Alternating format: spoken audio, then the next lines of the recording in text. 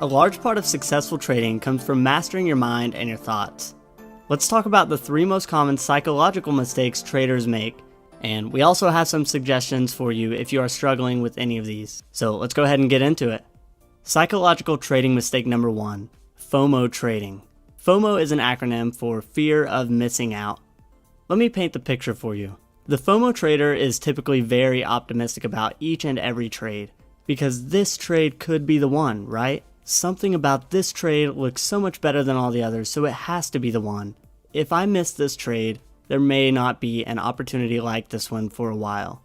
We can all agree how silly that sounds. Of course there's going to be more opportunity around the corner. But although it sounds silly and obvious, the reality is that this type of thinking affects so many traders, mainly because they don't even realize it's affecting them. And it's a huge problem because it can cause you to do 2 things. Number 1, it can cause you to take every trade you see, even if it's not that good of a trade setup. Number 2, and this one is even worse, it can cause you to increase your position size on a particular trade, because if this trade does end up being all that it's cracked up to be, why would you only want to make a few hundred or a few $1,000s on it? Screw that, that's chump change. Let's swing for the fence. But what happens when this trade turns out to be nothing special? And despite how much it seems like there's no way you can lose money on it, it turns into a losing trade, and now you have tons of your capital invested and are sitting on a huge loss that will be almost impossible to come back from. You can see how this can be a huge problem. If you've ever struggled with this, let me hit you with some wisdom from Charlie Munger, who is Warren Buffett's business partner. At a recent Berkshire Hathaway investor conference, Warren Buffett and Charlie Munger were talking about how they missed Google and Amazon because for some reason they had a blind spot and they didn't see the opportunity. In fact, Charlie Munger specifically said, "We will keep missing them, but our secret is that we don't miss them all." So just think about that for a second. If the best and richest investors in the world aren't worried about catching every single investment, then why should you be? You just have to understand that missing trades is a part of the game, and it will happen. So if this fear of missing out is something you struggle with, here's our solution for you. Stay out of chat rooms and trade alone for a week or so. And if you follow other traders on social media, stay off of that as well. Basically, seclude yourself and trade alone for a bit. The reason I say this is because often in chat rooms or on social media, we see others making money, and by nature, this instills a fear of missing out in the future. Now, keep in mind, we aren't saying chat rooms and social media are bad by any means. We actually run a chat room ourselves that is nothing short of incredible, and we highly encourage you to check it out as it's a great tool for your trading. But even we realize that some traders might need to break away and trade alone for a couple weeks if they are experiencing FOMO. Now, during this period where you are trading alone, if you feel like you can't find trades or generate trade ideas without chat rooms or social media, then you likely need to stop what you're doing and become more educated on the strategy that you are trading so you know the process to find trades, when to enter and exit them, etc. Because you need to have an exact plan.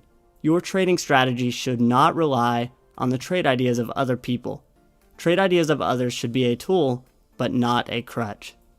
Psychological trading mistake number 2, revenge trading.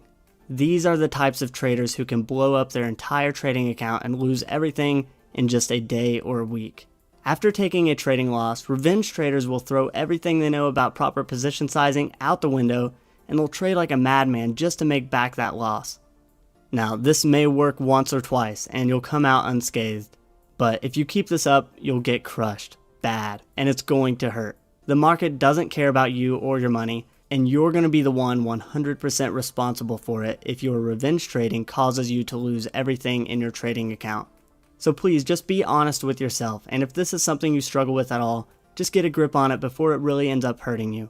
And the solution for this one is actually fairly simple. Here's our advice to anyone who struggles with this. First, if you're having this problem, where losses are upsetting you enough to get you to this point of seeking revenge on the market, you're likely trading way too big of positions in the first place. So knock that position size down, trade smaller size. This should allow you to not get so upset about losses, and you'll be able to start making decisions based off of logic rather than emotion.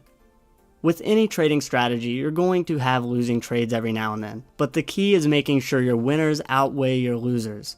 As Drake once said, you win some, you lose some, as long as the outcome is income. And if your position sizing is out of check and you're trading out of anger or revenge, then the outcome will definitely not be income. Now, if you're still having issues with this and you know that your position sizing is in check, then maybe it's your mindset or your expectations of trading that is the problem. You need to make sure you're committing and focusing on the long term. Try to look at the bigger picture and think about how the long-term success is much more important than trying to make back that loss right now, this very second. Revenge trading can also be a result of expecting yourself to make money every single day. And anytime you are negative on the day, you will do everything in your power to turn that around and be up money on the day. Well, this is just not a realistic expectation you should have. You should be focused on being positive on the year, quarter, month, or at the very least, week. But being positive every single day is just not reasonable as markets fluctuate each day and you can't control that. Psychological trading mistake number 3, gambler's fallacy. Now, this might not necessarily be a psychological mistake, but rather just a very common misunderstanding of some basic probabilities. And then it will cause you to make very poor trading decisions, and in some cases this one can also compound and cause very big losses. Now, this actually spans far past just the trading world, and as you can probably guess by the name, it's most commonly associated with gamblers. We certainly don't want to treat our trading as gambling, so let me show you how to avoid this common mistake that so many traders make. A quick Google search will show you the definition of gambler's fallacy, but let me put this in layman's terms that anyone can understand. We all know that a coin flip is a 50-50 bet. So if you flip a coin 10 times, the expected outcome would be 5 heads and 5 tails. But although it's expected that the same number of heads and tails will show up, we know that the actual number can deviate in either direction. But let me ask you a question. Let's say we plan on flipping a coin 10 times, and the first 5 coin flips all land on heads. What is the 6th coin flip more likely to land on, heads or tails? If you said tails, then you, my friend, have fallen victim to gambler's fallacy. Let me explain. The expected outcome of 10 coin flips is, of course, 5 heads and 5 tails. We just covered that. But rolling 5 heads in a row does not change the probability of the next coin flip. The probability of the next coin flip is completely independent from the past results. So what is the 6th coin flip likely to land on after 5 heads in a row? The answer is that one is not more likely than the other. It's still a 50-50 bet. Gambler's fallacy refers to the thinking that a series of events will somehow affect the outcome of the next event, as if there was some sort of balancing force at work, and in this example the coin somehow knew that it just landed on 5 heads in a row, so now it should land on tails. And this gambler's fallacy actually applies to many other parts of life as well. A few examples are someone who flies a lot, thinking they are somehow working their way towards a crash, even though each flight is independent of the last. People at the casino who see that the roulette wheel just landed on red 10 times in a row, so now they start putting their money on black, even though the previous spins have no bearing on what the next spin will be. And finally, it also applies to trading, and so many traders fall into the clutches of this fallacy. If you have 5 losing trades in a row, this does not mean that the next trade will be a winning trade just because you feel like the losing streak has to end soon. Many traders tend to increase their position size after a losing streak because they feel their luck has to turn around soon. But the reality is, you're just increasing your risk on a trade that has the same probability of success of all the ones you just lost money on. The market does not know or care if your last few trades were losers or winners.